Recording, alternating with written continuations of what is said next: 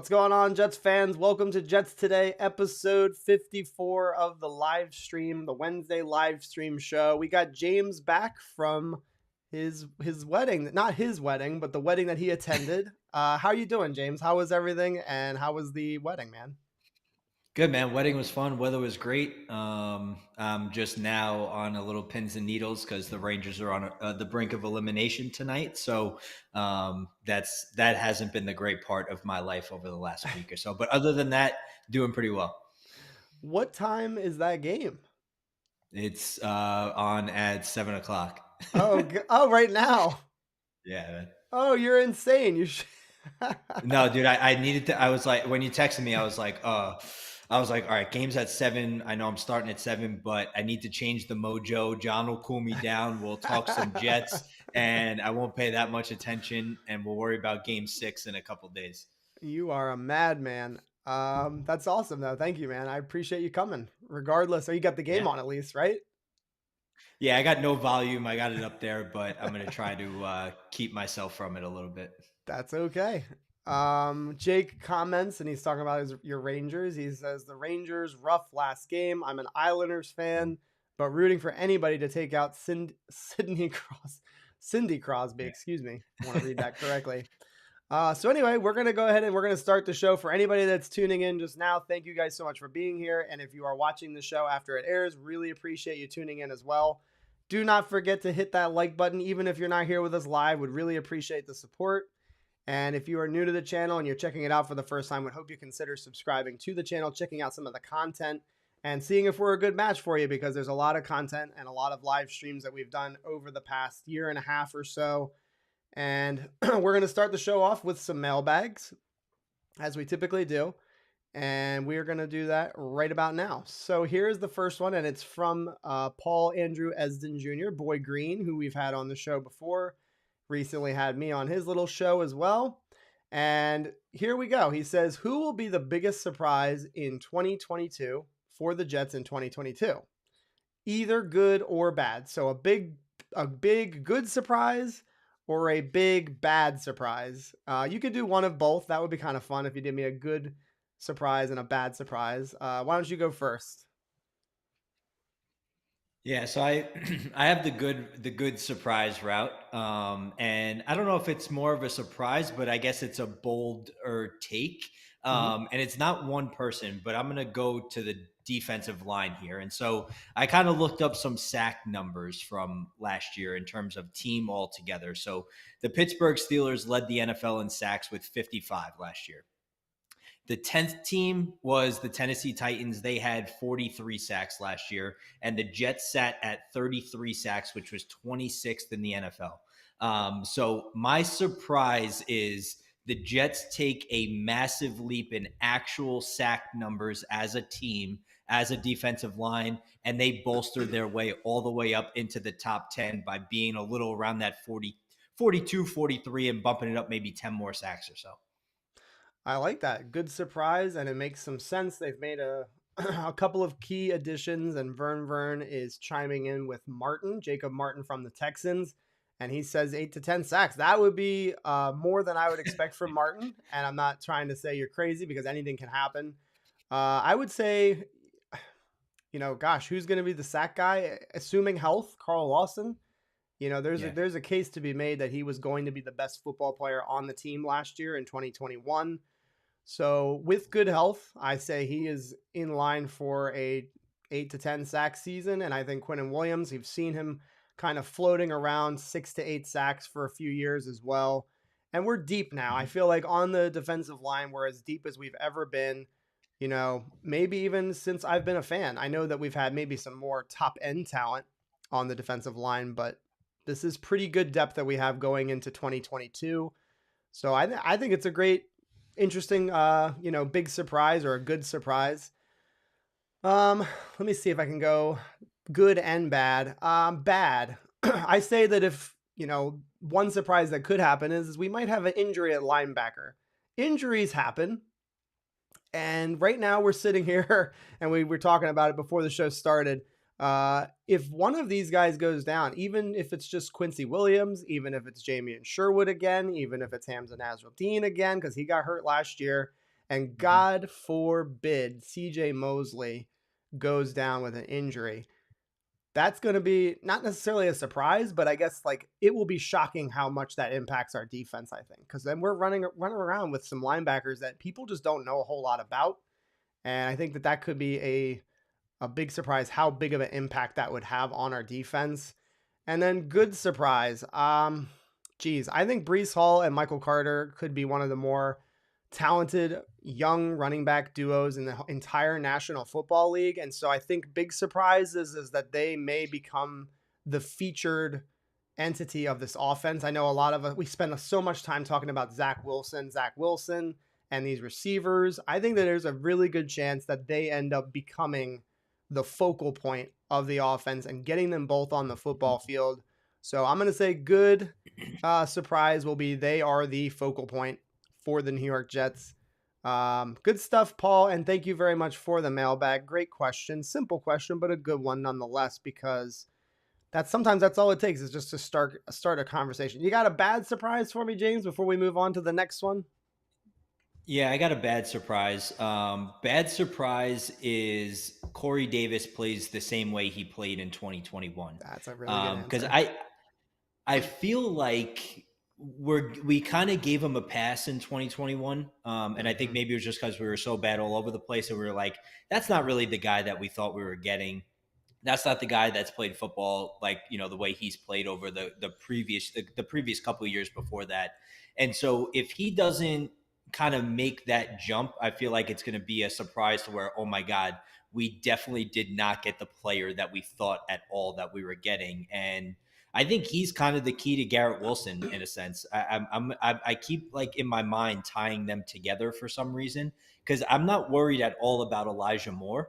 Mm-mm. And so it comes down to if Corey Davis can get back to the player that he was, then all of a sudden Garrett Wilson's roaming around as like the number 3 guy that you have to worry about as a rookie, and he's just also supremely talented, and that may Mm-hmm. just take us over the top in a sense earlier than maybe we expected. Yeah, that's what I'm hoping is that Corey Davis kind of just more consistent, really. That's really all you're asking for because he did make big Mhm. plays last year.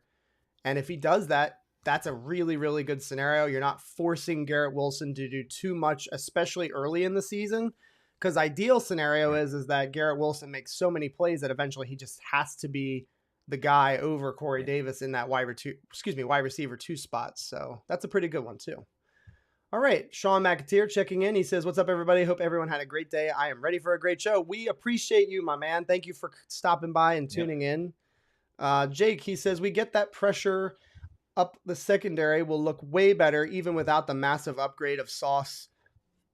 Throw in Jordan Whitehead, throw in DJ Reed. I'm sure you're thinking of those guys too. I mean, with the pass rush and you combo it with the upgrades that we've made to the secondary, as you said, Jake, it changes everything. It really does. It makes it a not a good defense. It makes it a potentially great defense." Owen is stopping by, a caller in to the Sunday call-in show. Thanks for stopping by, Owen. Really appreciate it. You had a great call, and a lot of people commented, and I hope you try to do that again this upcoming Sunday. Benji Unger, Jets are the best team in the AFC with a smiling sunglasses emoji. I'm not ready there. I'm not there yet, Benji, but I love the optimism. And then we'll keep going here. We got Shane Coughlin. He is the Jets, the jersey winner for the giveaway. Mm. And he says JJ's going to lead the rookies in sacks. The bad surprise is we're gonna we're gonna re-sign Greg Van Roten, which is funny. The Jets said that they were like really hoping to bring him back, which I think is kind of crazy talk. Why don't we speculate on that? Why do they want to bring him back? Number one, is it BS? Are they just talking out? Are they just blowing smoke? What are your thoughts on that idea of them wanting to bring Van Roten back? Yeah, it seemed weird, right? Like they were almost giving him a chance to go somewhere else because they knew that he wasn't really going to play, or it was just going to be a depth role. I mean, listen, at the end of the day, if you get him back, he's not going to be making anywhere close to what he was supposed to make if we kept him on the roster. and then it's at least somebody with some familiarity. Not to say it would really be all that good familiarity, but I guess ultimately you bring another veteran type of guy in the room along the offensive line. But hopefully the Nate Herbig signing kind of shut the door on that. Yeah, and we will talk about him for sure. HD Marino says, I mean, I don't care if we resign him, but just hopefully he never starts. And he certainly won't have a starting job if they do bring him back, assuming there aren't a million injuries. I would rather see Herbig in the lineup for sure over Greg Van Roten. Jets Gang just says no. Do not do it. All right, we'll keep moving along here. And guys, feel free to leave your comments in here as we're doing the mailbag. We will do our best to bounce back and forth between the two. AC, I think everybody agrees with this one, no doubt about it. All right, here is the next mailbag. It's from Jets Playoffs 2022 on Twitter, and he says, who makes the cut for the wide receivers on the 53-man roster? Who makes the practice squad? This is a very, very interesting question, and it's a little bit forward thinking because we haven't really had a whole bunch of off-season activities yet, but I like the idea of, kind of speculating, maybe not necessarily like the order of the depth chart, but just which wide receivers are going to make the team, and then maybe some guys that we might stash on the practice squad. Do you want to go a swing at it first? Yeah, sure. So I made my number six. I put six wide receivers in, and kind of the reason I went back to what they did at the initial 53 last year. And so the initial 53 last year had four running backs, seven wide receivers, and only two tight ends. And so now you factor in that three tight ends are going to make the team, given Yes. Uzama, Conklin, and Ruckert. So either you take away a running back or you take away a wide receiver. And I think with Brees Hall, Michael Carter, Tevin Coleman, I think Ty Johnson still makes the team there. Ooh. So I think they go four running backs. So I think ultimately we go down to six wide receivers. And you could still have seven wide receivers and maybe take someone off a different positional spot. But I went Corey Davis, Elijah Moore, Garrett Wilson, Braxton Berrios, Denzel Mims, and Jeff Smith. Those are my six guys. Jeff Smith, I chose at the sixth spot because he was here last year. He's a big special teams guy. He's a gunner on the punt team. And so that those kind of six spot guys, they need to be able to play special teams. And then also we did see Jeff Smith have some kind of versatility ability for Mike LaFleur's offense on those end arounds and things of that nature. So practice squad wise, I mean, obviously right now we have Tariq Black, Rodney Adams, but those guys are, future reserve type of players. You can only have 16 total players on the practice squad. So I'm kind of hoping the Calvin Jackson Juniors and the Charles Irvins of the world maybe work their way to the practice squad at that point. Maybe those are your two practice squad players. Yeah, I don't want to make it a boring show, but I kind of agree with everything you just said. I know everybody's really, really high on Calvin Jackson Jr. right now. There's no guarantees of what's going to come his way, in the coming months. It sounds like he's going to have a shot, to be in the mix. But I say the wide receiver 1 to wide receiver 6 that you mentioned, I think that's spot on. They're going to want some people with some familiarity. And Jeff Smith, you might not love him as a player, but he does offer that and some continuity as well. So for those reasons, I'll keep it short and I'll keep it sweet. I see it the same exact way. And again, kind of hoping that a guy with upside in Calvin Jackson Jr. can make it onto the practice squad. And again, we'll talk a little bit about him later. I have some pretty juicy nuggets on all of the moves that we made recently. Mm-hmm. And Isaac Wright tends to agree. He says, I would like to see Calvin Austin, or whatever his name is, make the team. Yep, I think so too. I think anybody that you can get that is young and talented, I think is an intriguing option. Sean Bennett, my mofo, you look healthy. Family life is a vitality pill, huh? Of course. It's not tiring or taxing at all. Don't even worry about it. You should have 1 million kids. Let's see. Jake kind of disagrees with Ty Johnson. We'll see, guys. Don't discount the fact that they had him on the team last year. It doesn't mean that he's guaranteed a spot this year. But there's something to be said that that's a guy that Joe Douglas had some sort of belief in. But he says, I don't know about Ty Johnson. He says, I think Bam Knight guy might make it ahead of him because of the special teams ability that he offers. Absolutely fine to say that. And the proof will be in the pudding. What does he look like in training camp? What does he look like in the preseason? I think he'll be around for that. So, Yeah, uh, the only thought I had surrounding Ty Johnson when I was kind of thinking about it was like you either release him outright and he goes to do whatever he wants, or you try to get him on the practice squad. But a guy like him, I know we have our thoughts about him, but he's not going to last on a practice squad. Late April, some team's gonna pick him up if he's even practice squad eligible. I'm not sure, but I think it just adds again another guy that's been in the room last year that Zach's been around. Because I know I hate to be like the Debbie Downer of undrafted free agents and stuff like that, but I kind of am. I'm sorry. That's just like it's just me. Like I try not to get my hopes up about guys that, I tend to think sometimes, listen, they weren't drafted for a reason. Could someone surprise us? Yeah, absolutely. We had one probably in Robbie Anderson, the Victor Cruzes of the world, but you can't expect every guy to just jump up on the active roster and be like, oh yeah, we got 4 undrafted free agents now playing and they're all, actively contributing, in big ways. So that was my only thought around Ty Johnson, with kind of trying to keep him on the roster. yeah, it's a fair point to make. And that offensive lineman that we got from BYU, I cannot remember his name off the top of my head last off season, but Oh yeah. everybody was like, he's gonna make the squad because we had a bad offensive line. He was young. He played with Zach, and obviously it didn't work out. So Mm-hmm. not trying to crap on these guys, but they're No. every single move that we've made, Herbig, Kelly, and the wide receiver Calvin Jackson Jr. All 3 of those guys are undrafted. So in all likelihood, maybe not all of them are going to make it. It's just a fact of life. Yeah. So, all right, we'll do this question and then we will move on. Anthony Brown, we are going to talk about the schedule. The schedule rumors are the same that they were about 48 hours ago, which is the Mm-hmm. Jets are going to be opening up on Sunday Night Football versus the New England Patriots. But the same person that put that out also suggested that the Jets were going to play a game versus the Seattle Seahawks in Seattle at 1 p.m., which don't happen. That doesn't happen. Mm-hmm. So No. take it with a grain of salt. And you said it best, James, before the show started. Maybe some of it will be right. Maybe some of it will not be right. So we'll hang on. But right now, that's the big rumor right now is Jets Patriots week 1.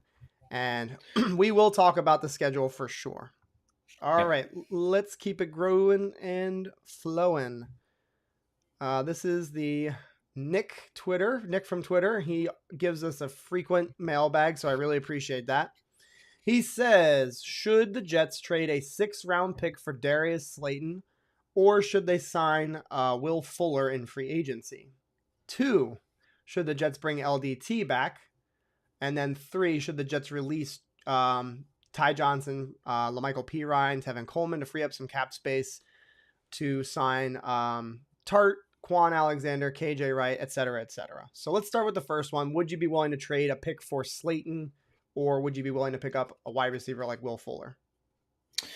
I mean, if it's for a 6th, it can't be the worst thing in the world. But I'm just trying to think. It's actually kind of weird. I'm trying to think where they would actually fit in our wide receiver room, because now you have a guy you paid a bunch of money to. You have a guy you took 34th, and then you have a guy you took 10th.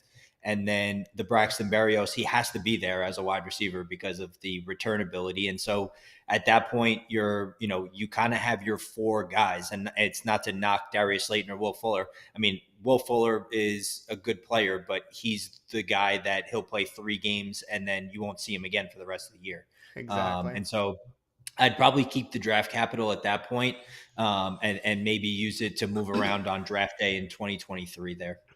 Yeah, no, I wouldn't give up a pick right now, unless it was for maybe a linebacker with some high upside, but I still wouldn't even really be all that interested. I'd rather sign Quan Alexander, whom you did mention, Nick. So, yes, I think I'm down for Quan Alexander, Tart, the safety. I would also be interested in the defensive tackle from the Bears. Yep. Oga Jubojubobawa. Ogunjobi. Ogunjobi. I almost had it. But anyway, yeah. So what about LDT? I think that's one that everybody points to as a backup. I think everybody would love that. But what are your thoughts in the likelihood that they would do that or that they'll be able to do that? Yeah, I think that one. I'm kind of surprised they haven't done it yet, in a sense, because I mean we have Elijah Vera Tucker and Laken Tomlinson. Now you got Nate Herbig, but if we could get, if we can get another guy like him in the room, if he's a guy that's willing to come for a low salary there and really kind of provide depth, I think it would really benefit the Jets if they could wind up doing that. Yeah, I'll just say what my brother, my dad, and I, we do have. I think I've said this before. We have a group text. We talk about the Jets, um, Mhm. and that's the one thing I think is that he's not necessarily looking for a backup job. Like I think he's going to hold out in hopes that he Right. can land a starting job. But if he's willing to come back as a backup, I feel like it's a no brainer. It would give us so much more depth on the interior of the offensive line. So there you go, Nick. Thank you again for submitting the mailbag and hope you keep sending them our way. All right, let's go to this next one. This is a pretty interesting one. It is about Ashton Davis. And it's from Isaac Wright, who did tune in tonight. And Isaac, thank you for the mailbag. He says, what does us not drafting a free safety mean for Ashton Davis? Simply put, we didn't draft a free safety. We didn't draft any safeties. What does that say about Ashton Davis? What does it say about the safety position as a whole? What are your thoughts on that? I mean, I think it says they're thinking Lamarcus Joyner is the guy, for now anyway, right? I mean, he's on a 1 year deal, so I think they think when if he's healthy and can stay healthy, he could play the one high safety there and kind of roam around a little bit, be an interchangeable piece as well. So what I think it says for Ashton Davis is they're comfortable with him being the number two on the depth chart behind a guy like Lamarcus Joyner.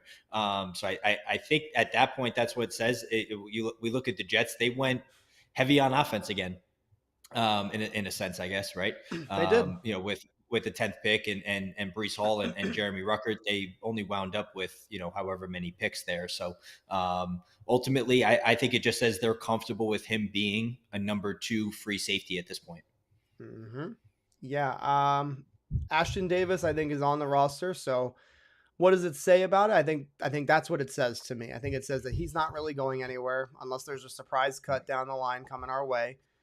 And I don't think that Joe Douglas is necessarily stubborn. At least he hasn't proven that yet.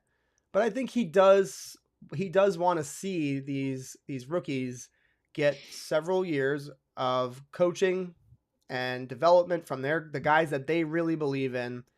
And there is such a thing as a late bloomer. It is a legitimate thing, and I'm not suggesting to you that that is Ashton Davis, but it happens, and that's I think that's the idea. Is they're cheap. He's still a cheap player. He's been with the team for multiple years now, and so I think that it would be very surprising if they moved on from him for those reasons: cheap, familiarity, and they just want to see this thing all the way through. They want to see if they've got something in him, and then they'll move on, either next off season or the year after that because his contract will be up. Very good question, Isaac. Right? Thank you very much for the super chat. Thank you for the comment. HD Marino, he says, this is a dad joke here. Why is a free safety? What is a free safety? Does that imply that they are jailed safeties somewhere out there? Good dad joke. Like that one. I don't know if you're a dad, but it's a dad joke nonetheless. He says, if we had to only pick one, Quan Alexander or Larry Ogunjobi, I got it. Bam. Mhm. Who gets it? I'd say Larry Ogunjobi because his ceiling is Yeah, me too. higher. You say the same thing. Give me a reason or two why Larry Ogunjobi. I'm just going to keep saying his name over and over again to make sure I got it. Yeah, no, I think he just adds an aspect to kind of the interior that they also, again, another thing that they did not get in the draft. And nothing against Juan Alexander, but yeah, I do think Larry's potential ceiling impact for the defensive line is a lot higher. We saw how often last year Robert Sala and Jeff Ulbrich like to rotate those guys all game long.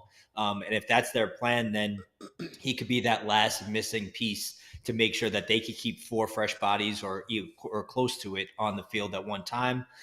Because also it doesn't seem like they're as concerned about the linebacker room. So Yeah, and I still can't figure that one out. I actually would pick Quan Alexander. Not to say that Ogunjobi wouldn't be a welcomed addition. He certainly would. And the rumor right now is they have a chance at both, which would be outstanding. Um, I say Quan Alexander though, just because I'm still really puzzled by what they're doing at linebacker. Um, I just don't get it. I don't know what the plan is right now. Perhaps it'll become more clear as the weeks go by. But right now, I just feel like they are treading dangerous shark infested waters, and it's only going to take an injury or two for it to really wipe out the position. So, Sean Bennett, to answer your question really quickly, yes, number one is official for Sauce Gardner. That is officially official. Let's go on to Did he have to our buy that from DJ Reed? yeah, and I mean, rumor is a rumor, but he paid a lot of dough, I think, for that number as well. That's what I Hmm. heard. So, I this found is that from weird because like I didn't see anyone. I don't know if anyone bought any DJ Reed jerseys yet, but I thought that was the point of being paid because they end up with a bill because of the jersey number change in terms of merchandise. I didn't think of it that way. Yeah, I don't know. I like the number one for Sauce. I was Mhm. watching the Jets Talk 24/7 live stream yesterday, and Green Bean says it looks like a stick of butter, and it is kind of hard to get that out of your head once you hear that. The number one on the Jets, the numeral, it literally is like a rectangle. There's no Yeah. accent to the numeral at all. So it's a green stick of butter. Um, yeah, I like it anyway, regardless of the butter stuff. And I also like the number four. The number four might even be better than the number one. But I think Sauce just had his mind set that he wanted that on his jersey. All right, Tectonico. He says, "Do you think that these two will be starting?" And he inserted images of Sheldon Rankins and Hamsah Nasirildeen. And then he says, let's see here. These are our weakest position points on defense, defensive tackle, and linebacker. And he says, "Do you see JD getting someone to take their spot? Need more help here." And he added a couple of people here. Do you think that Hamsah is the third starting linebacker? Also, do you think Sheldon Rankins is the starting defensive tackle next to Quinnen Williams? Yeah, so for Hamza, I mean, I don't think we have a will linebacker technically right now. Mm-hmm. We is the Sam is probably the strong side linebacker, strong side linebacker is probably going to be Quincy, and then you have CJ Mosley as your Mike, and I think from last year from the preseason basically anyway, so and not really all that much, but I think they had Jamien as a Mike, and then so that would leave really kind of the will linebacker spot open for grabs. And hopefully that could be Hamza. That would be really good for the Jets and Joe Douglas that they got him at where they did last year. But I could see Hamza going starting at that will position, but ultimately in the end of the day, they're going to if those post June cuts goes down and someone pops up, they're going to jump on it unless he blows them away in camp and they feel comfortable. But and then Rankins had a little trouble last year, in my opinion, especially with Mm-hmm. the in the run game. So he's going to have to earn that spot, in my opinion. How much does JFM play inside? We heard Salah talk about how much he wins inside, and that's where they kind of like him. So it's possible there. But I think defensive line, there's going to be a ton of rotations that we see. So maybe it's Jonathan Marshall, obviously get some reps, and then if Ogunjobi comes, we'll see him get some reps there too as well. Yeah, I think it's almost like the linebacker one I think is interesting, but the defensive tackle one, I don't even know if that's a real conversation we have to have just because they will be Yeah. rotating them so much. Sheldon Rankins, if he's named the starter, he's still going to be splitting, I would say safely to say he's not going to be in more than like what 50 to 60 snaps, 50 excuse me, 50 to 60% of the snaps in Right. any game. So he's going to be off the field half the time anyway. So, yeah, I think it's safe to say Hamsah has a shot for sure, and they might just let the two of them go at it, Hamsah and Jamien, to see who is worthy of a starting opportunity. Sauce number one, A1 sauce. I think that was probably that's the I other was thing. gonna I didn't Maybe think about that. maybe Sauce is looking for that A1 sauce. What you call it? Yeah, he's looking for that. Advertisement. Yeah, yeah, exactly. So that definitely could be in the mix there. Buffalo Jet fan, he says James is back. Phew! I had to pretend like I knew things last week. You stepped in very admirably, sir. So thanks for stopping by. All right, let's see. Let's keep going here. We've got a couple more. or I'm sorry, we have one more mailbag, and then we will be into our topics. And again, guys, if you're here watching this right now, don't worry, it is not a mistake. Jets Media will be joining us anytime now until about 8 o'clock. He's gonna hop on. He's a busy guy. He's got a busy schedule, and so we will get him at some point this evening, and he will join us, and we will discuss Jets. So stick around if you're waiting for him. He will be here eventually. All right, Sean McAteer is going to wrap up our mailbag segment, and he says, I know it's a long ways out, but next year for the draft, do you think we're going to be able to grab a center? Also, are you doing an early mock? If not, I totally understand. Thanks for always having a great show. Sean McAteer, thank you very much for the mailbag. And let's just start with the basics. Would we potentially be looking for a center? I think the answer is definitely yes, because McGovern could be on his way out. And we don't really have anybody waiting in the wings. We don't even really have a developmental center right now either. I think the backup center is, whoops, sorry about that. My apologies. You got two of me right now. Don't worry. We're going to get rid of that other one. He's a pretender, not the real deal. Sorry about that. The wrong click of a button. So now I've lost my train of thought. What were we talking about? Center. There we go. That's the one. So yeah, no developmental piece. I think Dan Feeney is the backup. So what do you say? Will we be looking to draft somebody in next year's draft?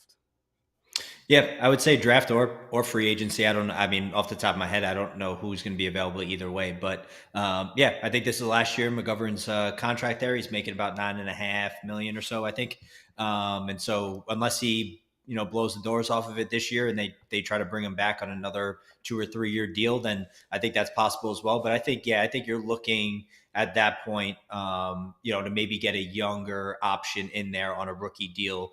If they can find one. I don't know if it's going to be a first rounder type of deal. It depends who's going to be available, but yeah, I would say yes on that.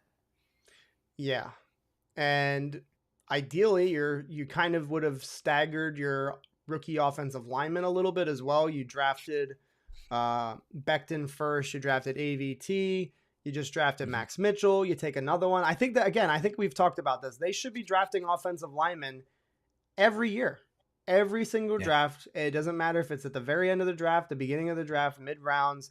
Keep taking offensive linemen because depth is so rare at this position, and it's hard to find it. So I'm not going to back down on that at all. I think they got to keep drafting offensive linemen. And so yes, Sean McAteer, I agree. We should draft a center. And then to wrap up the question you had, will I do a early mock draft? I had mock draft coming out of my ears a few weeks ago, but you know what? That could be a lot of fun actually. So I might look into doing that. Maybe in the middle of May, I'll look to do something like that. So I appreciate you sending that in. Let's get a couple more comments and then we will get to some of our topics. Jake, he says, I saw Green Bean's video about people BITCHing over the jersey numbers. I give 0 you-know-whats. I don't get it, but I guess people care. It's not that it matters, but people like to buy the jerseys. And so that's the only reason why it's a conversation. It's not because we want them to look so pretty in the number. It's just because people want to buy the jerseys. And so if you have a guy wearing number 35, which again, Breece Hall has as of right now, I hate that number. I would never buy the number 35. It just looks ridiculous. Unless he is the next Walter Payton. I don't like that jersey number at all. So that's the only reason why it's a discussion. It's not because it actually matters. So you're right, Jake, and Green Bean's definitely right. It doesn't really matter at the end of the day, but fans like jerseys. So that's all it is. I think the players care, the players care too. That's a good point. Like you go back. I mean, we've all most likely played, right? Little League baseball or, CYO basketball or, Pee Wee football or something. And you're like, oh, I want to get this, I hope I get this number. I hope they call me up and I can choose and there's numbers available that I like, because like Deion Sanders says, look good, play good, look good, feel good, play good. So that's how it works. Yep. Yes. Vern says he likes number 35. You are in the minority. Excuse me. It doesn't mean that you're wrong. I just think I don't know. It couldn't be any more boring. But again, what it really matters is what he does on the football field. Of course, nobody's going to argue that. So let's move on from jersey numbers and let's go on to our very first topic of the night. And again, thank you guys for the mailbags that you submitted. Send in mailbags. I say it every week.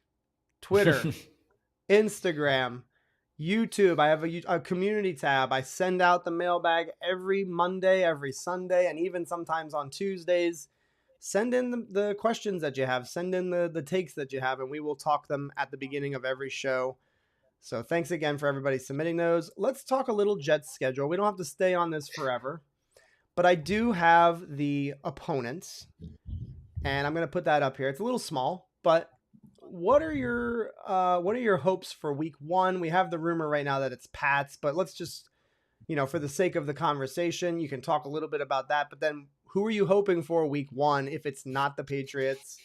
And then I guess other hopes and dreams that you have for our schedule, which we'll be releasing tomorrow night officially.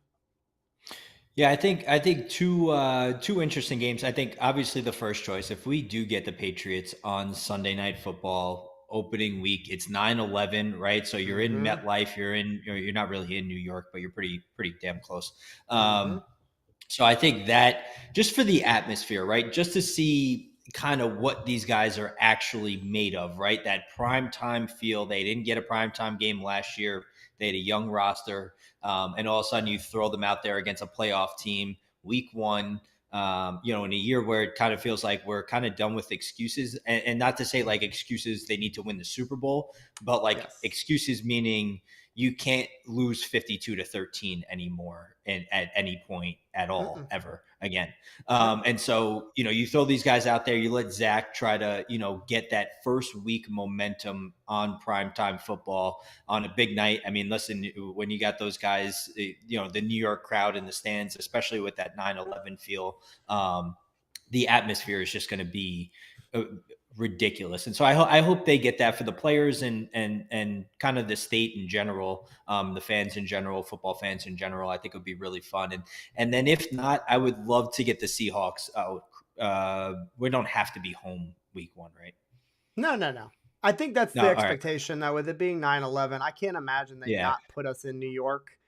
But you can go ahead. You can speculate. It's all good. So I'm gonna say they're not gonna put us in New York, only because I would love to see the Jets against Jamal Adams. That's literally the only reason why. And I think it would be pretty cool. Like, it would just be pretty cool for him to see, like, he left us, right, because he thought the grass was greener, and then all of a sudden the Seahawks are just flat on trash, and the Jets are kind of building and the Jets are kind of building it up. So it would be cool to see, or for him to see, like, listen, if he just maybe stuck around. Well, if he stuck around, we wouldn't have certain players that we have now. But maybe you don't BITCH your way out, because all of a sudden now you may be in a worse situation than what the Jets are headed into.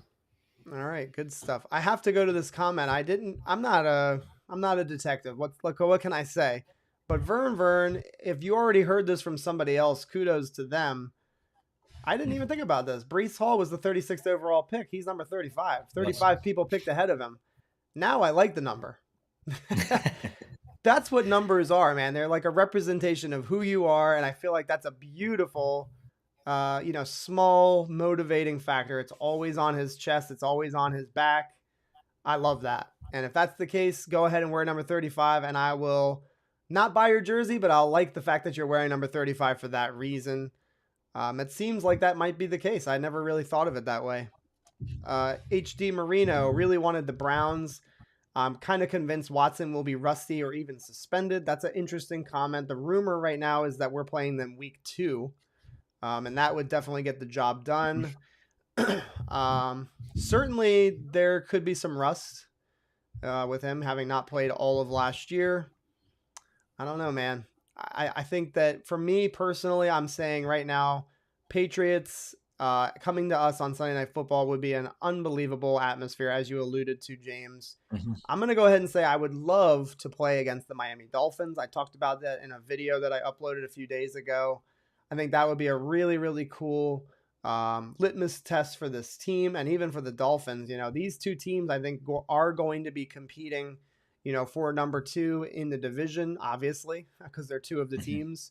But yeah, I think that's a really juicy way to start the season off. And Sauce Gardner, Tyreek Hill, that's an exciting matchup, even if it's Jalen Waddle versus Sauce Gardner and then Tyreek Hill with DJ Reed. Love that matchup. So that's my preferred, game that we play is the Dolphins. But that Patriots game is obviously really, really enticing as well. Hennessy Heisman, he says, I want Mac Jones to be running for his life week 1. Jared C, he says, Buffalo week 1. Let's show them what we got. I like that. And Yep. crazier things have happened on week 1 of the NFL season. An upset could happen, and that would be unreal to topple, a Super Bowl favorite, in week 1. And again, it would probably be on our turf. So that would be super exciting. And I agree with you, Hennessy Heisman, week 1, Miami or Patriots would be so good. Sergeant Mike, hello, sir. He says, the only schedule I'm concerned about is the Jets Super Bowl parade. Let's make it Wednesday. Need Monday and Tuesday for everyone to sober up.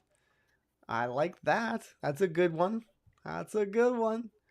Michelle says, week 1, Pats at home. We will be there. Okay, if you say so, honey, we will go. Let's see. This is true. We are past Jamal, but maybe we want to rub salt in those wounds. James isn't over it. We want to rub salt on those wounds a little bit, but I hear you though. Garrett Wilson, Elijah Vera Tucker.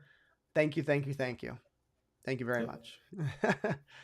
The Jags, I wouldn't mind that as our week 1 game either. A 1:00 game versus the Jags. Tell me what you think about this, James, because I feel like the NFL did the worst thing possible scheduling that game for December. It was just like they were asking for a snooze fest. Why won't they put this game early in the season? I feel like that should be one of the first games we play in September. We should be playing the Jags very early in the season. And again, Wilson versus Trevor Lawrence part 2, I think could be really, really exciting. What do you say about that? The Jags matchup.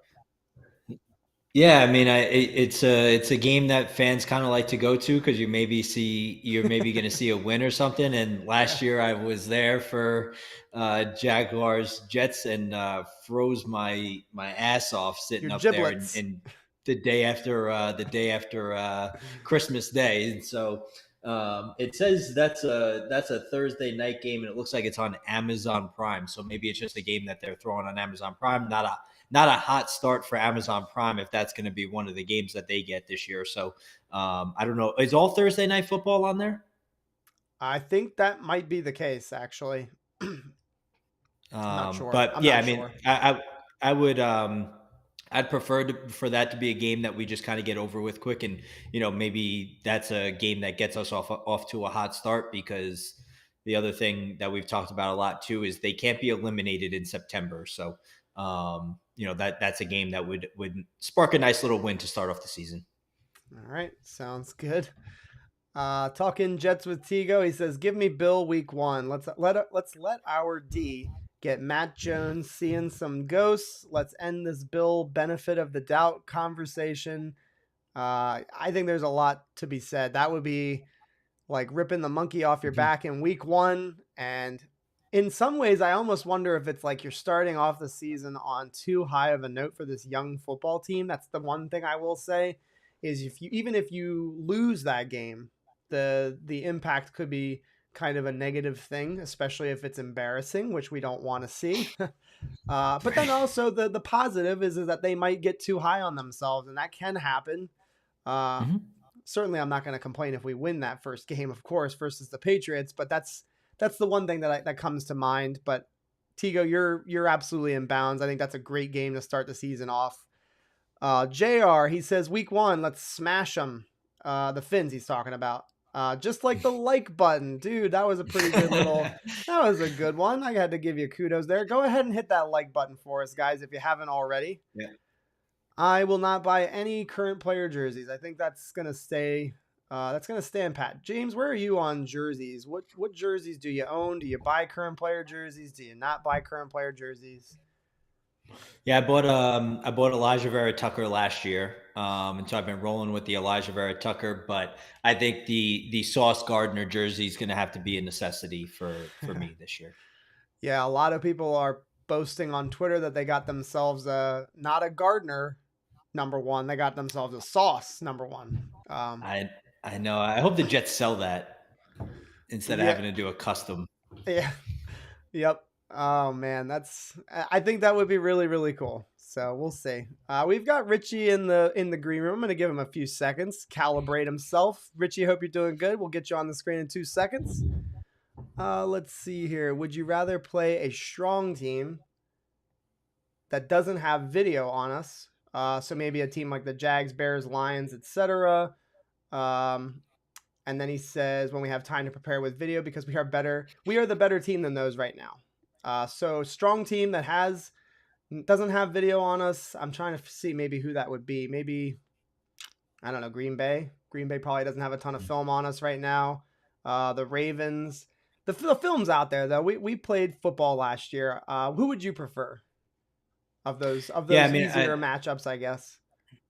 to be honest, that kind of I don't think that bothers me in terms of earlier on in the year or later in the year. I mean, Mm-hmm. yeah, sure, they'll see film on some new guys and things of that nature, but if you think the one up that you're going to have on the Green Bay Packers is because Aaron Rodgers hasn't seen film, he's seen everything that you can possibly throw at that guy. So Yes. guys like that, those strong teams, they're coached so well that, and the quarterbacks have such great experience that they've seen already whatever you're going to try to throw at them, and so for me that wouldn't be too much of a factor for me. Yep, I agree. All right, let's not waste any more time. Let's get him on the screen. Richie from Jets Media, what's going on, man? What is good, boys? I'm excited to hop on the show. Thanks for having me on, man. What's going Absolutely. on, man? And yeah, this is James Wighouse from Jets X Factor. He's a contributor over there. How's it going, James? Yeah. Good, man. How So you doing? Doing great. I got to start the show off because I feel like of all of the Jets content creators, I see your reactions to plays on the field, draft picks, and I have to say you and I are one of the same. We have that explosive enthusiasm for the Jets, and I have to say your energy is pretty awesome, man. So thanks for coming on. And anything you want to start off by saying? Anything related to what's going on lately? We have our topics, but just want to give you the floor for a second. Yeah, I mean, I appreciate that, and I can definitely tell that you're just as enthusiastic as I am when it comes to this team, and the explosion that all comes from the passion that we all have with this team that we just grew up idolizing and just grew up it just felt like it got to a point where the Jets are now part of me. And I'm sure you can relate to that exactly. And I remember meeting you on opening day last year at the Mm-hmm. game during the tailgate. And I'm excited to maybe meet up again this year for the Jets because it's going to be even crazier. I mean, Yeah. opening day last year against the Patriots was unreal in terms of the buzz of the energy at MetLife leading up to the Yes. game. Obviously, when the game started, it didn't really go that well. But I'm just really excited, man. The buzz is real. Jets fans should feel every single reason to be optimistic because it finally feels like things are trending in the right direction. It's not that false hope. It's not that feeling of, oh, we won the offseason because we got the most expensive free agents, so we got the best players, the best names. Like, this is different because we're finally seeing Joe Douglas's vision that he came here 3 years ago come to fruition, right? Because when Joe Douglas came here 3 years ago, we all said we need to be patient. Joe Douglas needs to rip this thing down and build it his own way. And now we're finally seeing his vision. And it's like, wait a second, this is way better than anybody can expect because on paper, this Jets team is not only super talented, but extremely deep at pretty much every position besides linebacker and safety, in my opinion. So I'm excited to break everything down with you. And again, thank you so much for having me on. Absolutely. Thank you very much. And definitely it was cool to meet you. And again, I'm hoping to meet a lot of people over the season. That would be a lot of fun. My wife's trying to drag me to every single game during the season, so I gotta pump the brakes a little bit on her. She's all gas, no brake, and I'm more or less let's go slow and steady, honey. This is breaking news from our chat. Keelan Cole just signed with the Oakland Raiders, a 1-year deal. I don't want to necessarily talk about that because he's now a Raider, but it kind of sucks because I felt like that may have been a decent, if they didn't want to roll into the season with Jeff Smith as wide receiver 6, might have been nice to have a little continuity there, but I guess not really the biggest deal in the Richie coming in on fire. Indeed, indeed. All What up, right. Lou? Yep. Let's go to our next topic. I'll let you talk a little bit, Richie, before we move on to it. The week 1 rumored game. Obviously, everybody's juiced up about that. Any other potential matchups that you would be really excited about for week 1 if it's not the Patriots on Sunday Night Football? I mean, Patriots Sunday Night Football on the anniversary of 9/11, week number 1. That is potentially, obviously, we all know it's not guaranteed yet until tomorrow night, but that could be potentially such an important game for this Jets team to start off because my first instinct is, oh my God, that's terrifying, right? Yeah. Because it's the Patriots, and the Patriots just, they've had our number for all these years. And last year it was the opener, and we were there. We witnessed what we saw, and that was just terrifying. So Yeah.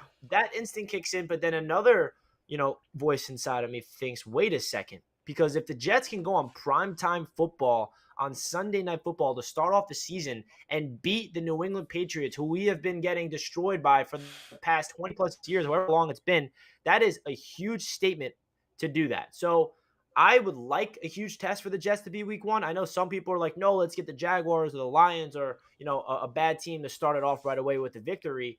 But why not go up against your division rival in Sunday Night Football where the lights are on? Because I think a big part of this Jets season, outside of, wins and losses and all the players, I think the most important thing for me personally that I want this Jets team to do is being competitive in the AFC East. It is an absolute joke of what we've been doing in terms of playing within the division. 0-6 last year, 0-6 a year before, I'm pretty sure, and it's just been an abomination. So the Jets really need to start closing that gap, and we got to at least beat the Patriots once, at least beat the Dolphins once. If we get swept by the Bills, all right, I understand that. They're that good of a team, but it's inexcusable for us to go 0-6 again this year. So why not start it off with a bang? I mean, I tend to agree. That's what we were talking about before. I think Dolphins, Patriots, either one of those games, getting right off, on the right foot with a divisional win, it is kind of a necessity that we start winning some AFC East games. It's not going to change if we go 1-5 or 0-6 in our division, guys. It's just not going to happen. So, Hennessy Heisman agrees with you. He says, let's see what this team is made of. And straight 100 Jets. Yeah. He says, what's up, my man? He said, did you see the collective shiver that went down the back of every Dolphin fan watching Tua grossly underthrow Tyreek Hill? I'm all about it. LFG. James, did you see that? Did you see that underthrow? Yeah, I think that's one where the social media team may want to keep that in the vault for a little while or not send it out at all. It's so funny. Like the Dolphins fans then are coming in and saying stuff like they're showing like clips of Patrick Mahomes getting whacked and throwing having an underthrow. And then there's ones where he's like rolling out and he's throwing it underthrow. It's just ridiculous. I don't know. I don't know what to say about that, but it is interesting that they put that play up on social media. Like they probably could have picked a million other plays that probably wouldn't have been a discussion. But they went ahead and they wanted to do the risque thing. Apparently, it's gotten millions of views on social media, which is insane. So let's go to a super chat from the Buffalo Jet fan. And he says, the Pats also start slow. How many 1 seeds of theirs started with a 2-2 start? Bill is vulnerable in September. It's a good point to make. They do tend to start out the gates kind of slow. And again, if we can get a win versus any divisional opponent, I think it's just the right step for this team. Thank you, Buffalo Jet fan, for that super chat. Really appreciate it. All right, let's go to another topic here. And we just talked about the schedule. My apologies. Here we go. Jets transactions, and I've got Calvin Jackson Jr., Nate Herbig, and also Derrick Kelly from the Saints, and also the Giants, I believe, as well. Anything that you know about them, either we don't have to talk about all three, Richie, but if any of those guys stand out to you as interesting prospects, potential guys that we can hang on to during the season. Yeah, I think Nate Herbig is a name that Jets fans should really be excited about with this addition because, Hmm. we basically are replacing Greg Van Roten with a player who's better, younger, and more affordable. I mean, what more can you ask? I feel like Jets fans have been waiting all offseason for them to pull the plug on Greg Van Roten. We kept asking, why is he on the roster? We need more depth. We need better depth behind, Elijah Vera Tucker and Lanka Thompson at that guard spot. And how about Joe Douglas getting a guy, Nate Herbig, who was an undrafted free agent with the Philadelphia Eagles when Joe Douglas was on that personnel scout staff. So if you guys remember, Joe Douglas got hired to be the Jets GM in 2019, a month after the draft. So Yep. he was with the Eagles during that 2019 draft. He was a reason why Nate Herbig became an Eagle, and he actually went out there and played like 16 or 17 games for them and was Hmm. pretty darn good for an undrafted free agent. And he's also just 23, 24 years old. So Yep. Joe Douglas, I think, hit another home run in the waiver wire. Not one of those names that we should be popping champagne about or like, it's the biggest deal ever. But this is just the small moves that Joe Douglas continues to do to add quality depth that this New York Jets football team has lacked for so many years. So Nate Herbig is definitely a name that I'm excited about. And Calvin Jackson is a guy that I feel like could be, in the discussion for, competing for the roster because outside of the top 5 receivers, I feel like that number 6 spot is really wide open. And yes, I'm penciling in Denzel Mims to make the team. I know some people always ask me, yeah, well, Mims, you're making sure that he's there? Yes, I am. I got confidence in my guy Mims. But I feel like he's got every single opportunity to fight for this team. He's got a really interesting background as well. Went to JUCO, familiar with Jermaine Johnson. And you Hmm. never know what can happen. I feel like it's going to be an open competition with Jeff Smith, Tariq Black.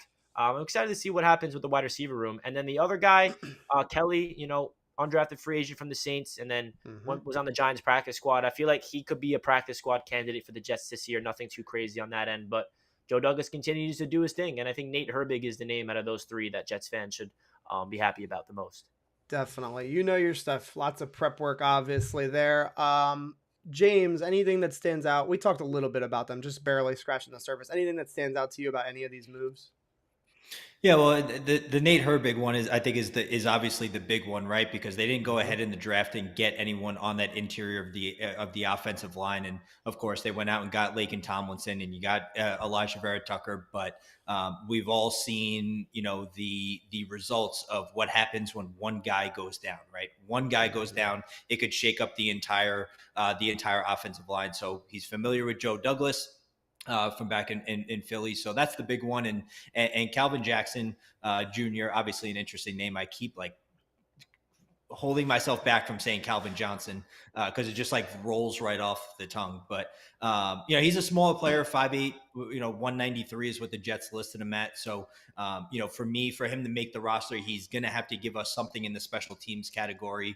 Obviously, unless he has a monster type of preseason to where you feel like he can legitimately take snaps at the wide receiver spot. He is in that mold of, he's probably a Hmm. little bit thicker than a Braxton Berrios, but Braxton's going to be on this roster for special teams purposes, obviously. But the thing with Calvin there is he's played a ton of football at the college level. Between the last chance he actually spent 4 years at Washington State after the 2 years in college. And one of the reasons being was I think his redshirt senior year was actually supposed to be the 2020 COVID year. So he got that extra year of eligibility. So Washington State, they throw the football around a ton.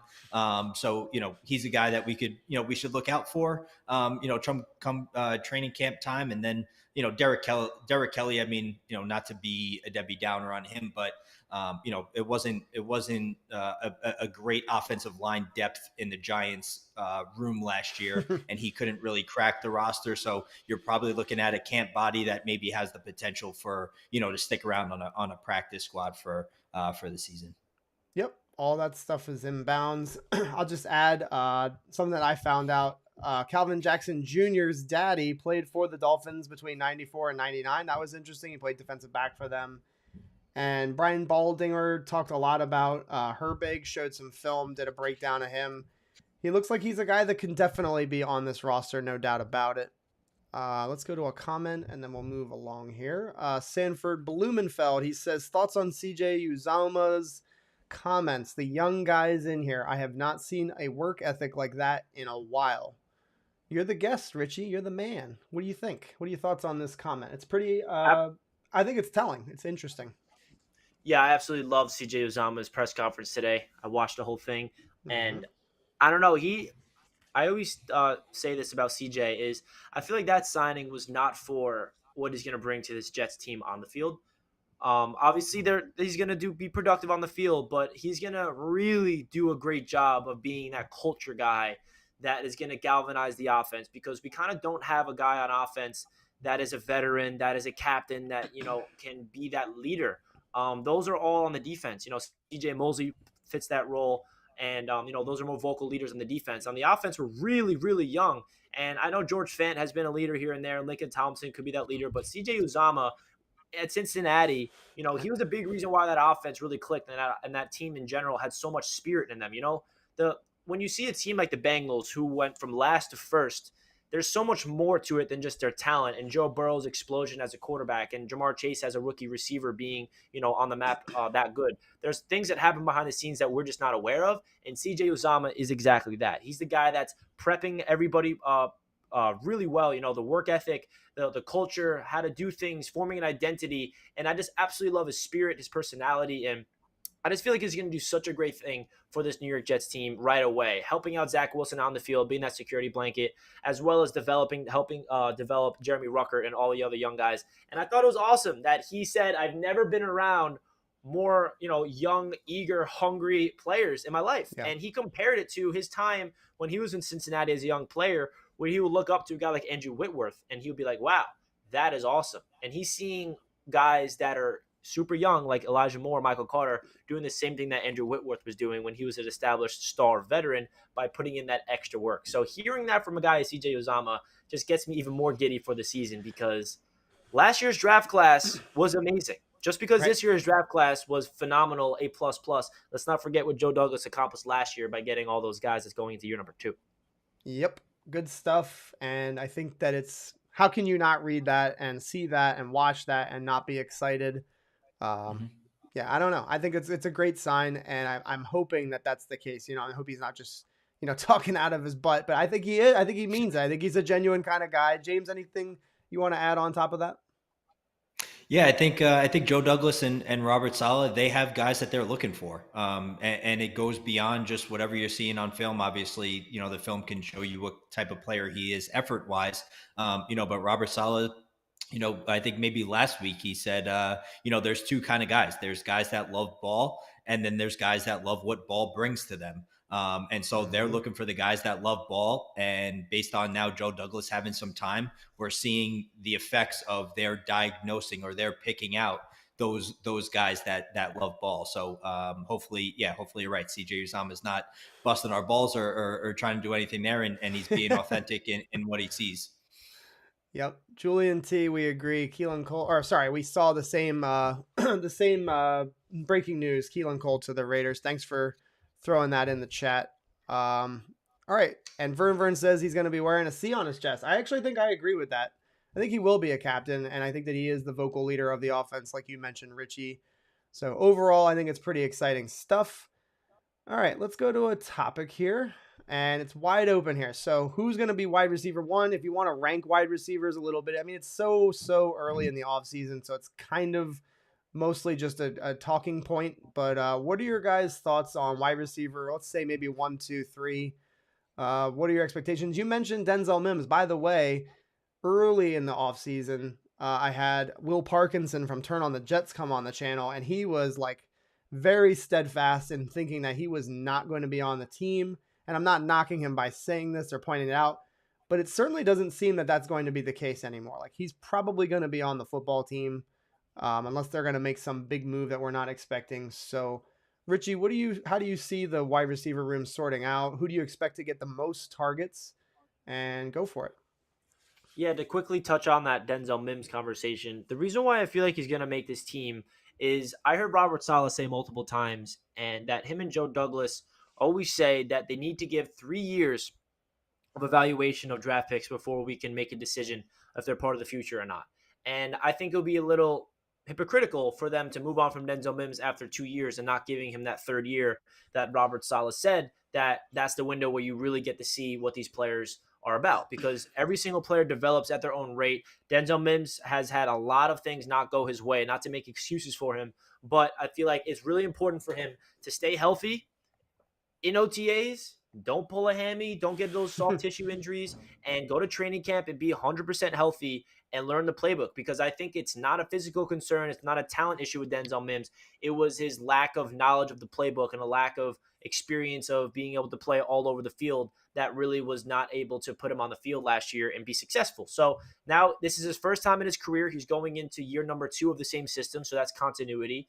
And I don't know. I just feel like Denzel Mims is way too talented to not actually break out and not be like a 1,000-yard receiver for us this year. But if his name is called, I'm definitely expecting him to make plays, because he's just way too talented. And I feel like a lot of things just need to go his way in the offseason, which it seems like is going that way. So to answer your question on the number one receiver, it's crazy, because I think the Jets have 2 number one receivers now, that being Elijah Moore and Garrett Wilson. I think they both have number one receiver potential written all over them. And Corey Davis is a player that, he's not a number one receiver. And we all knew that when we signed him, and he was thrown into that number one receiver role last year, and it just wasn't doing good. He just is not that good of a receiver to be able to take on that stress. So for Corey Davis to have Garrett Wilson, Elijah Moore taking that stress off, I'm expecting big things from Corey. And let's not forget about Braxton Berrios, because Braxton Berrios is the man, and he's going to be heavily involved in this offense more than we can all expect. Just because he's wide receiver 4 in the depth chart doesn't mean he's not going to be playing a lot. I'm glad you said that about Berrios. Few weeks back, maybe even a couple of months ago, actually, I had spoken about Berrios. There was something to what they were doing last year, utilizing him down the stretch. They really, really like him a lot, and they love the versatility that he brings. So I agree. Even if he is wide receiver 4 or even wide receiver 5 in the depth chart, they're still going to put him in there quite a bit. I think he's going to be heavily involved. And it's not going to just be the gadget stuff. I think they really do value him as a playmaker in the offense. And Zach was comfortable with him too. That's the other thing we have to kind of keep in mind, is that he showed a ton of chemistry with Braxton down the stretch as well. And I agree with what you're saying about Mims. James, and by the way, how great is it to be able to say we have 2 wide receiver 1s on the same damn team? That's freaking awesome. James, what are your thoughts? Wide receiver 1, you can talk about whatever you want, though. Wide receiver, anything. Yeah, so for me, wide receiver 1 is going to be Elijah Moore. And I mean, I've said it before, and I don't think it's a unpopular opinion, but I just think he's got legitimate superstar potential. And yeah, I know he's short, and we kind of make out to be what wide receiver 1 needs to look like physically, the whole thing, whatever. Mm-hmm. But listen, his rookie year, he was effective at all 3 levels. He showed he could run the short routes. He was effective over the middle. And then we saw the big playability, down the field from him. But really what I think the step that he's going to take next year, and what's going to define him as the wide receiver 1, is when you need that big play in the game, right? You need the first down to seal a win, or you need the first down to keep a drive alive. Going for a game tying touchdown, whatever it might be. The Jets are going to have a guy in Elijah Moore that you can line up in a variety of different ways, and he's going to be able to get open in a variety of different ways. And Zach Wilson's going to be comfortable knowing that. It's going to be a situation where eventually it's going to be, the ball's going to Elijah Moore. Now figure out a way to stop it. That's what I think he can be ultimately as a wide receiver. And so he's going to form that kind of, or take that next step with Zach Wilson this year. And I kind of have it, and I don't want to really put numbers to it, because Garrett Wilson, he was my wide receiver 1 in the draft. But I think to start off the year, we're going to see the Elijah Moore number 1, right? He's the guy that gets the most targets. I think Corey Davis is in that second spot. And I think Corey Davis winds up unlocking Garrett Wilson, because if we expect Corey Davis to essentially take maybe that next step or play like we thought he was able to in Tennessee, and he brings that here, then all of a sudden the third guy that a defense is worrying about on Sundays is Garrett freaking Wilson. And so all of a sudden Garrett Wilson is now getting the ability to be comfortable in the offense. He's going to see a little bit more targets. He may not see as much attention. All of a sudden, the confidence goes up, and then you let that guy take off, and eventually he supersedes to the number 2. So I think it's going to be a gradual increase because of Corey Davis there, and I think ultimately Elijah Moore is in that number 1 spot. All right. I tend to agree. I agree. Yeah, I was going to say, why don't you talk a little bit about Elijah, Richie? I know you talked a little bit about it, but I see the same thing. I see that he is going to be the guy that takes that big step forward. And I just think that, I think that Corey Davis showed, like you said, that let's go. Let's go. The stealth black. Invested in him, baby. Yes. Invested in Elijah. I will say that is the one jersey. So I'm not a big current player jersey owner, but that is the one, that the 8-ball, the Elijah Moore black jersey is super sexy. That's a good jersey to own. Down the stretch, he looked really, I'm sorry, not down the stretch. In the middle of the season, he looked like he could be that guy down the line for us. So what are your thoughts on, the clear one? I mean, it's Garrett Wilson and him. I think both we can make the argument for, but what do you think for Elijah? I think everything you guys said is exactly correct.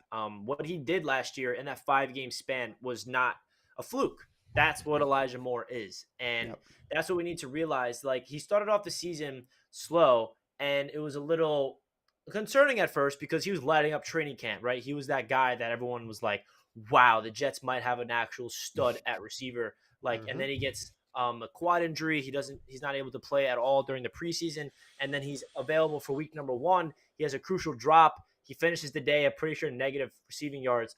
And then week number 2 was that Patriot game. Week number 3, he gets a concussion, and then he sits for a week. And then that's when Zach has his crazy game against the Titans. And then we all know what happened. Zach gets injured, and then he gets comfortable with Mike White and all those guys. And 5 weeks straight, Elijah Moore is putting up numbers like 6 receptions, 80 yards, and a touchdown, pretty much on average for 5 weeks straight. If you stretch that into a 17-game span, that is on pace, or if not the best receiving year for any Jet in history in a long, long time. We're talking about 14 touchdowns, 1,400 yards. Like, I don't know if he's going to be able to do that for a 17-game season, but that's just the potential that he truly has. And it's so amazing that he showed that as a rookie. And it's also unfortunate that we have to remember, if he didn't get hurt at the end of that season, I think he puts up even crazier numbers. And we're really talking about how Elijah Moore is the number 1 receiver. Because if he did not get hurt and it continued that trend at the back end of the season, like you said, then we'd be really comfortable saying Elijah Moore could be that guy. And the fact that we added Garrett Wilson to be that guy next to him, and those two guys are going to be developing at their own rates, and Elijah Moore probably be a little better than Garrett Wilson this year because he already has a year under his belt with the system.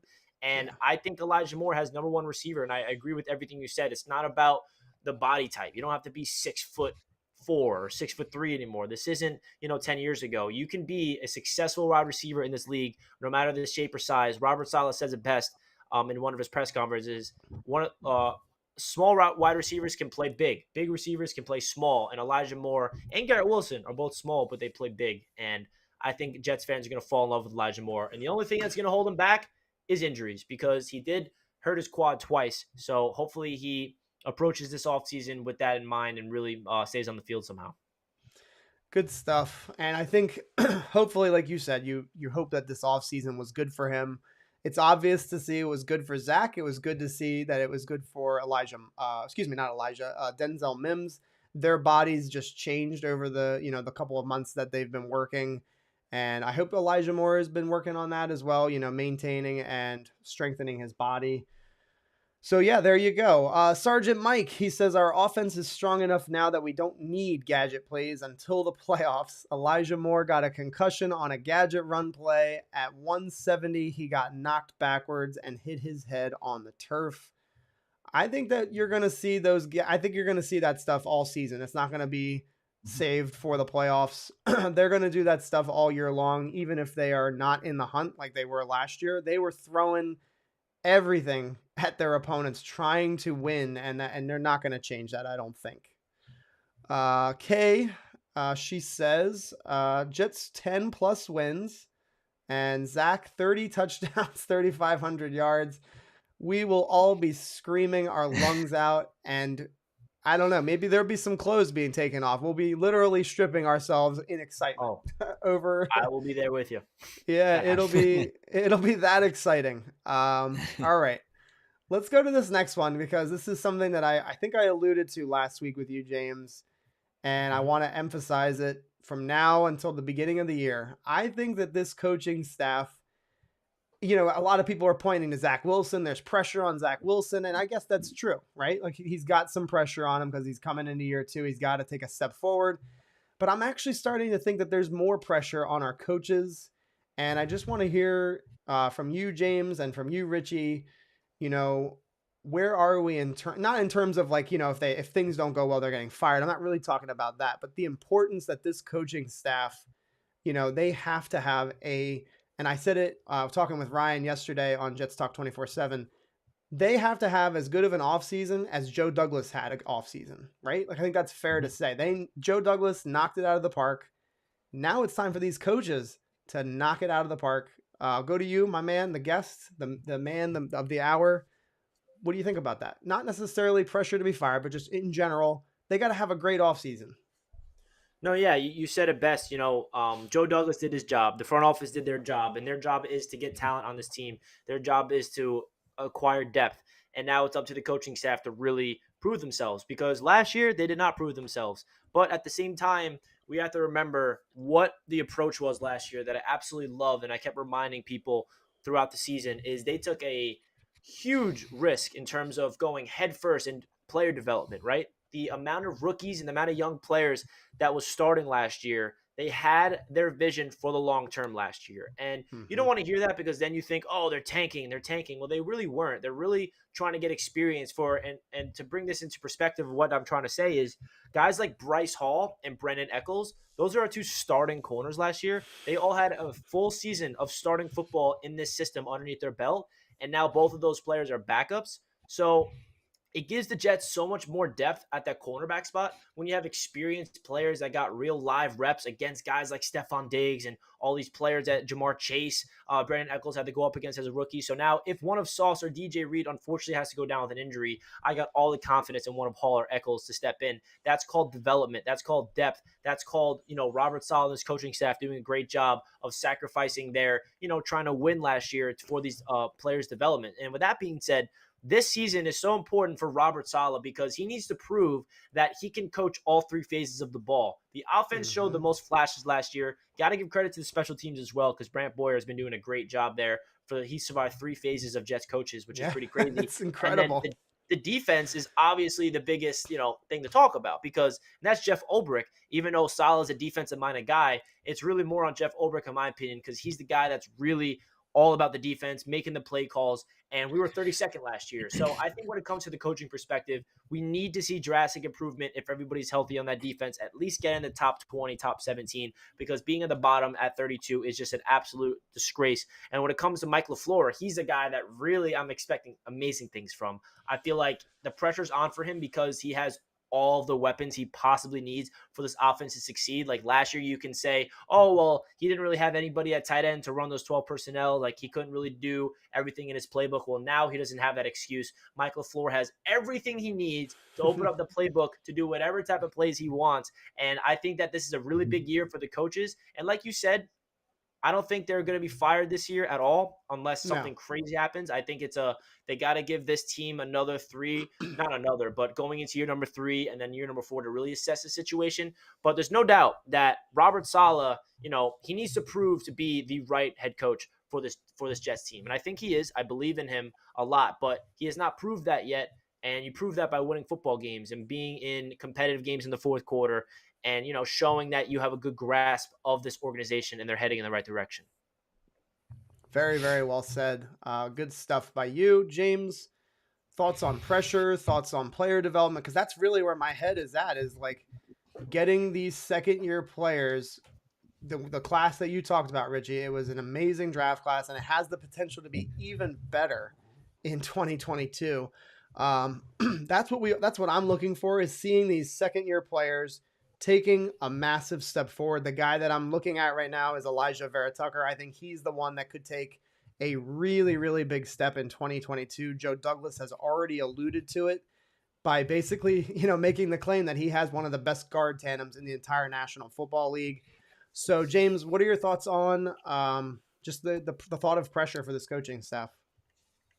Yeah, no, there's pressure on this coaching staff, in my opinion, no doubt about it. I mean, Joe Douglas put the chess pieces on the board, and now it's time for these guys to obviously coach them up and develop them. Yes, but the pressure for me is consistency, right? They need to have more consistent efforts, and consistency means you're competing throughout the year.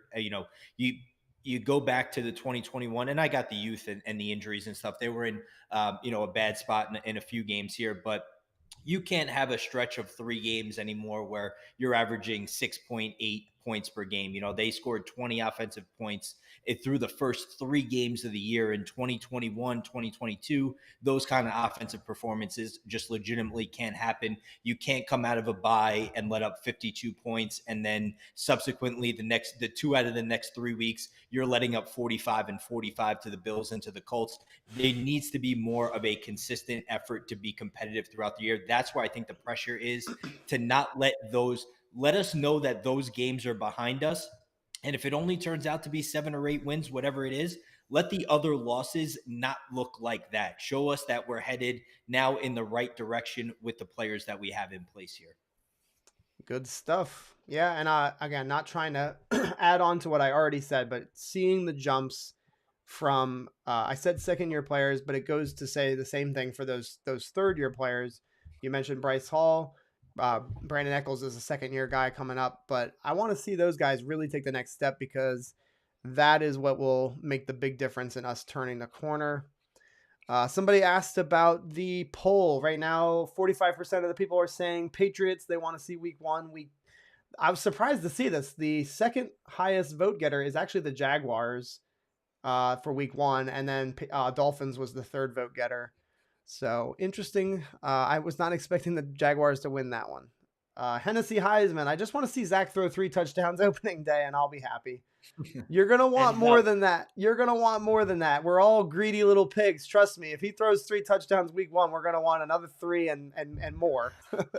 You need a W to go with that too, Hennessy. Yeah, exactly. The W is also important too. All right, Ragna Jet, and then we'll get to another topic here. Let's see here. Ragna Jet says, we were so excited for Carl Lawson during training camp. He's now back 100% according to Salah. I wouldn't say 100%, but certainly trending that way, right? Like, he's going to be ready for training camp according to the reports. And then it says, we now have a killer pass rush with depth. Lawson, Maine, which is, I didn't know this was Jermaine Johnson's nickname, but Maine, Clemens, Martin, etc. Sauce and Co. will fully benefit from the pass rush. Why don't you talk a little bit about that pass rush rotation, Richie? What are your thoughts on it? Is it more depth versus like the elite pass rusher? What are your thoughts on Carl Lawson? Just give me your vibe on that defensive line right now.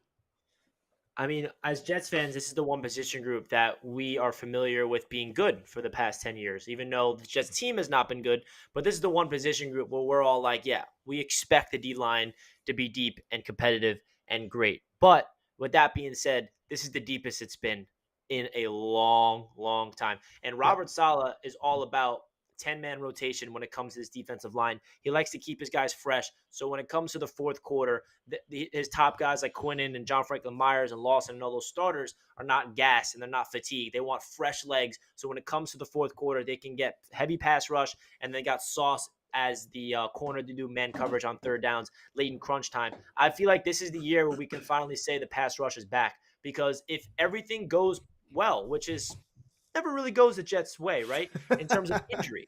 Because last year, Carl Lawson, he did light up training camp, and that was the craziest thing ever. And I'll never forget the day that we all found out that Carl Lawson, did what he did, and it just sucked the life out of us as a fan base, because we knew how important he was to this team. And the best part about this is we're not relying on Carl Lawson to be what we expect him to be last year, like 15 plus sacks or like 10 plus sacks this year. I think Carl Lawson, all he needs to do is get healthy and have that role where he's, getting attention And that frees up guys like Quinnen. That frees up guys like John Franklin Myers and the rookie Jermaine Johnson. And we also added Jacob Martin. We added Solomon Thomas in free agency. We added Michael Clemens in the draft, who is another animal of his own right. We still got guys like Nathan Shepard on the roster, even Jabari Zuniga. I mean, Bryce Huff is still here. Vinny Curry, who didn't even play last year, is back with the New York Jets. Sheldon Rankins, Jonathan Marshall entering year number 2. I mean, the list goes on. It's going to be crazy to see who gets cut because there's going to be really good players that gets cut from this defensive line that's going to get picked up elsewhere and probably have a good, productive season wherever they go. But all in all, man, we all know that this Jets, talk about Robert Saleh and Jeff Ulbricht's defense, without getting to the quarterback consistently, the defense doesn't thrive. And last year, big reason why this Jets defense just was continuously getting ripped apart. They did not get to the quarterback. Without them getting to the quarterback consistently with just a 4-man rush, because remember in San Francisco, when they went to the Super Bowl, that's what it's all about. They had 4 dominant players on the defensive line at all times, getting to the quarterback consistently, not relying on blitzes. And I feel like we have the talent and we have the depth where if a couple injuries do happen, it's not going to hurt us that bad. Yep, very well said.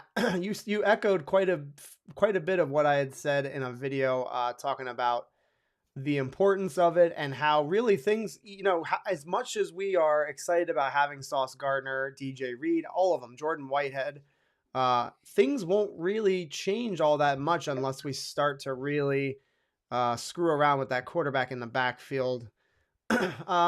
James, do you want to add anything on to that? Just anything that stuck out to you when he was talking? Yeah, no, all great points. Really, I think for the Jets, it's kind of going to be the sum is kind of greater than, or the whole is greater than the sum of the parts. There you go. That's what I was looking for there, because they're gonna rotate these guys. There's a lot of guys, obviously the big names like the Carl Lawsons and the Quinnen Williams of the world, but they like to rotate those guys, and the Jets kind of have the pieces around to be able to do that to put 4 fresh guys out there if they need to. So, all right, cool. And then I don't know if this is confirmed, and I don't know if he's still looking at the same schedule that we all got, but Sanford Blumenfeld is saying that the Jets and Packers are going to face off Week 6 Green Bay at 1 o'clock. Take that for what you will. Go ahead. You were going to say something or no? Oh, sorry. No, yeah. I mean, if this is true, Green Bay, every year I try to go to a game away. Like travel. Last year I went to the opener in Charlotte and saw the Jets Panthers game. And Green Bay is a city that I'm kind of looking at to see if I want to go to that game. So I'm definitely keeping an eye on to see when it is. I highly recommend that you do it. I did it years ago, and I haven't been to enough away games to really say this, but I think pretty confidently Green Bay has some of the most, I don't want to say they're chill, like that makes them sound like they're not like intense, because Green Bay fans are really, really diehard, but they were so kind and I never felt like walking in that they were going to be like having like fights or anything like that. They were just really, really cool people. They talked to us. So yeah, I highly recommend Green Bay. That stadium is just ridiculous. The history is insane. That's actually how it felt with the Panthers too. The Panthers fan base is the same way. And last year, Jets Nation took over Charlotte. Like it was, I remember week that. 1. Yes. And the hotel that I was staying in, I run into Joe Blewett from Jet X Factor, and I'm like, oh, what's up, man? And the entire city is green. Like I'm walking, like I'm scootering down somewhere by myself, and there was like a party bus with all Jets fans on it. And they saw my jersey, and all of a sudden there's a JETS chant happening, and we took over that city. And like Panthers fans were really respectful during the game, and it kind of, we're not used to that as New York fans because we're very different. Yeah. No, it's really nice when you can go away to an away game and not make an ass out of yourself, but also kind of like blend in with the people that are around you. It's kind of nice. We went to the Denver game last year. I don't know if you're interested in doing that. Denver is a hell of a cool city. I was just in Denver a couple weeks ago. Yeah, unbelievable place to go visit. And there's another game there. We're gonna be in Denver this year. Lots of really cool road opportunities this season as well. The Seattle one's really intriguing, and I can't remember the one that my wife and I were talking about. We talked about potentially going back to Denver again this year. My man Matthew Smith in the comments, he says, "What about the Pitt game? I'm really considering going." I think that's a good one for if you want to potentially see your team get the W. I think that's a potentially a winnable game, even though it's on the road. Jet fan for life. He says, don't go to Pittsburgh. I got abused when I went there for the championship game. Okay. Yeah, So those fans they will be a little different than what we're talking about. Yeah, the Denver fans, I don't know if I said this, but they were really cool as well. They were not douchebags. They were very, very, very cool people to talk with and to sit next to. Nobody intimidating or anything like that. Yeah. I went to the Colorado Rockies game when I was in Denver a couple weeks ago, and like just as I'm a Mets fan and they weren't even playing, I was just going to see a ball game, whatever. And Mhm. like the vibe there, the city, like their sports, it's like so different. It's so different than New York. They're passionate. That's their squad, but it's like the energy is different and they're so much more respectful in their own ways. And I don't know. When I saw that the Jets will be back in Denver, I was like, might have to go to that game because I actually have my college roommate moved to Denver, which is why I was there. So it's like a perfect thing. I Oh. can go and stay there, whatever. So I might see you in Denver as well. We'll see, man. If we go, I'll let you know. That's a For sure. awesome place. I mean, I went with my buddy and we went all over the city. We saw all the sights. It was just outstanding. I loved it. So I miss the mountains. yeah, man. I'm a big mountains guy. So the beach versus the mountains, I'm always going the mountains. That's just my preferred. I'm leaning that Sean way too, Bennett. man. Oh yeah, definitely.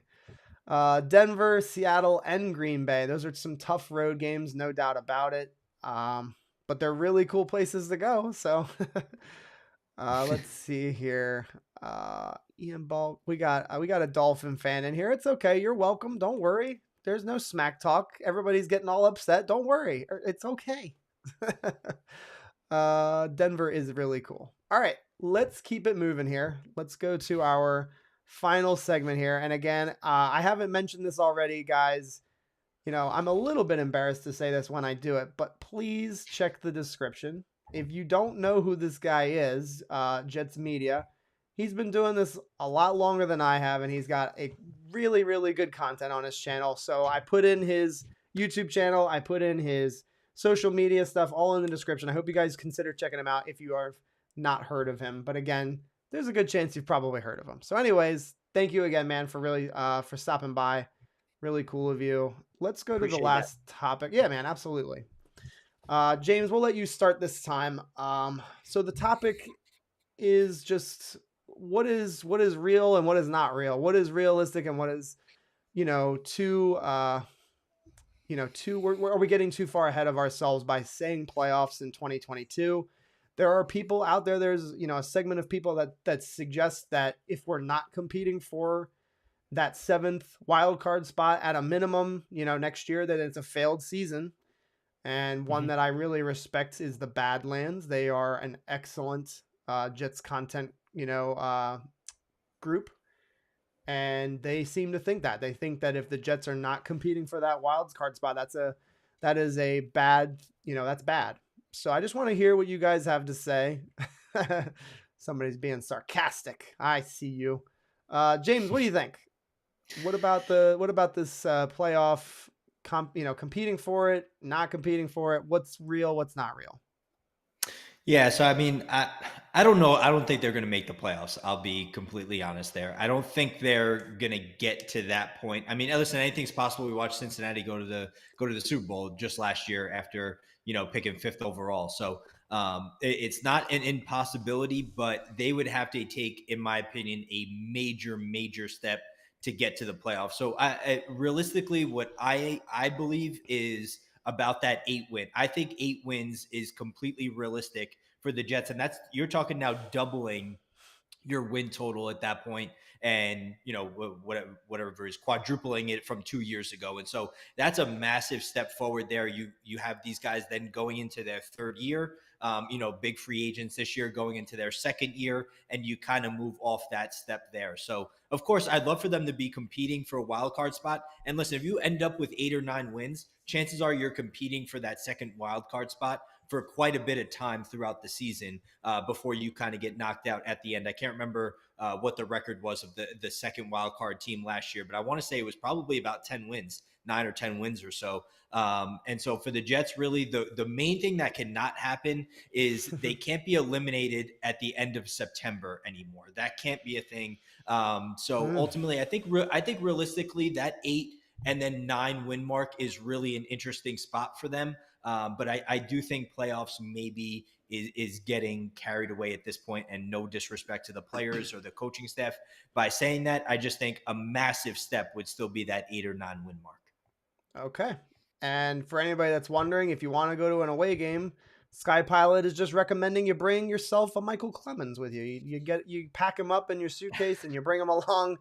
Nobody is picking a fight with you if you've got Michael Clemens standing next to you. So, all right, Richie, what do you think? Playoffs, is that too much to ask? Even, being in the conversation at the end of the year, is that too much to ask? Certainly it's not impossible, but I'm asking you, what are your thoughts on that?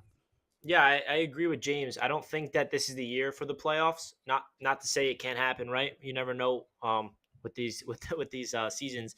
But Mm-hmm. I feel like this year, the floor for me wins wise, I think is 7.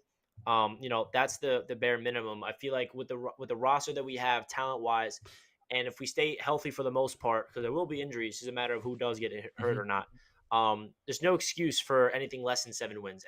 At minimum, that's me reaching for 6, right? 6 wins, that's us getting over that win total that Vegas has for 5.5. But with that being said, I feel like the New York Jets, for this to be a successful season, and we already talked about it, is playing meaningful games in December. The season's not over in November. The season's not over in early December. We're playing meaningful games that matters. Now, I might be a little bold when I say this, but when it comes to next year, I'm expecting us to go for the division. I think that next year is the year where we can be in the conversation to win the AFC East and be making the playoffs like big time. Because if you consider everything that the Jets are setting themselves up for, year number 3 with the quarterback is usually that year that they explode. If Zach Wilson does hit that potential, and it's all in him, right? I'm not expecting Zach Wilson to take a gigantic leap this year. I'm expecting him to have a nice improvement, show us that he is a talented quarterback, that we got the right guy, and he is a quarterback that's going to continue to get better and better. And then year number 3 with continuity is the season where I'm expecting Zach Wilson to really explode and potentially have 30-plus touchdowns. So that's where I'm at with this. I'm not expecting the Jets to make the playoffs this year. I really don't think that we should all expect at all the Jets to make the playoffs this year. I think we should go in with the mindset of proving to be a competitive football team. And James said it as well earlier, where those losses that we get, what kind of losses are they? Are we getting blown out, or is it going to be a competitive game that we just couldn't squeak it out and we lost at the end by a field goal or something like that, right? Because if we have like 4 or 5 of the losses that we get are competitive, like really hard-nosed, gritty losses, I'm taking that as a positive, because this team is not going to go to the Super Bowl this year. That's what we're trying to do right now, is win a championship. And that might sound crazy, but we all want to win a damn Super Bowl, right? That's what this is all about. So we're not winning the Super Bowl this year. Sorry to break anyone's hearts, but it's just not happening. So this is the year where we continue that development, continue giving the rookies that we just got from this year's draft class their time to shine, continue to give the year 2 players time to develop, and continue to develop the players that we have on this roster, because we're so young. And I think there was a really good video that I highly recommend you guys watch and everyone in the chat watch, that I retweeted on Twitter. It was from JT Sports. I just got his YouTube channel. He's an NFL fan. He's not a Jets fan. And he made this video saying the New York Jets are building a monster. And hearing a non-Jets fan perspective of what Joe Douglas is doing, and hearing him say, I'm not expecting the Jets to do that much this year, but 2 or 3 years down the line, the New York Jets are going to be a serious problem. And hearing that from a non-Jets fan perspective, I'm like, oh my God, I've been saying this, so I'm not just crazy. I'm not just biased, creating this false delusion, right? So that's really where I'm at with the Jets and their timeline of success. You said a really important thing, I think. That first of all, we talk about playoffs, but the goal is the Super Bowl. Let's stop BSing each other. We are trying to go to the Super Bowl, and I think it's completely fair to say, why the F not? Why are we not talking about an AFC East crown in 2023 if things go the way we hope them to go and the way that we need them to go? Garrett Wilson becoming a really, really good player. Elijah Moore becoming a stud. Our offensive line gelling with the starters that we have, and potentially being one of the better offensive lines in the AFC East, if not the best in the AFC East. The defense still needs some more work, I think. But again, ultimately, I think that if you tune that up in the offseason, why can't we not win the division? I think again, that's the plan. Like that should be the plan. And I will follow up by saying I also maybe you're watching too much Jets today because I have the same win total right now. I have 7 to 8 wins, and I think that the thing that I'll mention that I talked to with Ryan, I mentioned that I talked with him yesterday. Um, 7 wins and 9 wins and however many wins you want, it can look really, really different depending on the team. And the team that I referred to was the 29. Ooh, what do we got, James? Sorry, guys. I apologize. The We got Rangers just scored 3 goals in a row in within the span of 2 minutes. So Ooh. That's a big that game. was You have every right to be. that was rude of me. That was right. That was rude of me. I apologize. No, Not rude at all, man. Your team's in the playoffs, fighting for their lives right now. I don't have a Rangers chant, but I'll do a Jets chant, I guess. So that works for me. What's the score of that game? 3-2. They were just down 2-0 at the end of the second. They just scored 3 in a row. Wow. Oof, Oh, and Matthew Smith says booty or Rangers. Sorry, James. We're gonna. That's okay. So geez, where was I? I guess I just said that 2019 Jets, their 7 wins was abysmal and ugly, and we didn't get to see what we wanted out of Darnold that year. So if we win 7 games and Zach is the man, proven and ready to roll to, like you said, win the division in the AFC East, I don't care about missing the playoffs in 2022. And then the same thing could be said if we win 6 games, but it kind of looks like the Chargers where Herbert is looking like a stud, and we lose games for whatever other reasons. It could be turnovers, it could be defense, whatever it may be. I want to see Zach Wilson prove himself to be the clear-cut answer at quarterback, and that's really what it's all about. And you said that very, very well, I thought. Thank you. All right. I agree with your points. Yeah, man. Thank you so much for coming along. I really appreciate you sticking around and hanging out with us. And hopefully we can get together more often. This is really cool of you. Jets fans, if you are not following Jets Media, you should instantly go to the description and follow Jets Media. Great content creator for the Jets community. And I have to say, because I say it every time, I have not met one person that creates content for the Jets that I dislike. Everybody's just so friendly, and I have to say you guys have created a community for the Jets fans, but also amongst us people that create stuff for the Jets fans. Like, you guys are all really cool people and super welcoming, so I really cannot say enough how much I respect what you do. So thank you for everything. Any last words from you, James, before we wrap this up, put a bow on the show? Yeah, no, listen, things are going real well for us guys right now. For the Jets, things are going real well. Things feel like they're going up, but I think kind of the sentiment that, I think we all agree with is the point is we want to be dominant. We just don't want to be another team in the league. And hopefully, Joe Douglas, Robert Saleh, they take us to the dominant stage, not just a team that can compete and maybe be, drag along in the playoffs. We want to be a team, that has the ability to dominate week in and week out. So I think we're getting there. But I think it's going to be that next year in 2023, but they take another leap here in 2022. Hey, the shows are getting short. Give us our 3 hours. You'll get your longer streams down the line, Mr. Vern. Thank you, Sean McAteer. Thank you to everybody that was here tonight watching and hitting that like button. If you haven't hit that, go ahead and hit it right now. And what the hell is this all about, Sean Bennett? What are you talking about? Is this a knock on them or is this a knock on me? I can't tell which one it is. Richie, anything you want to add before we head out of here?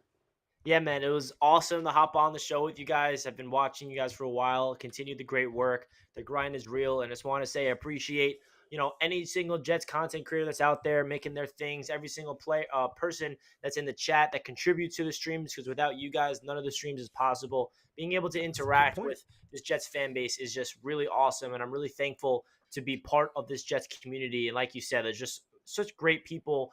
Meeting everybody last year for the first time at training camp and at games was special. I'm really excited to do that again this year. I got a lot of fun things planned on my channel and a lot of meetups to be expected as well. So I'm expecting a lot of great things for your channel in the future. I think that you are doing a great job here on Jets Today. Congratulations on 3K subscribers. Thank That is you, just buddy. the beginning for you, my man. Appreciate And that. yeah, I'd love to get you on my show sometime in the future. And I love to hop on your show whenever you need me to, man. It was a pleasure to have talk some Jets with you guys. Awesome. Thank you very, very much. All right, guys, that'll do it. Thank you so much from one married man to another. Hope you all have a great night.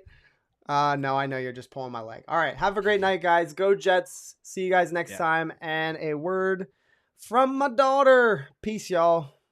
Whoops, wrong button. Here we go.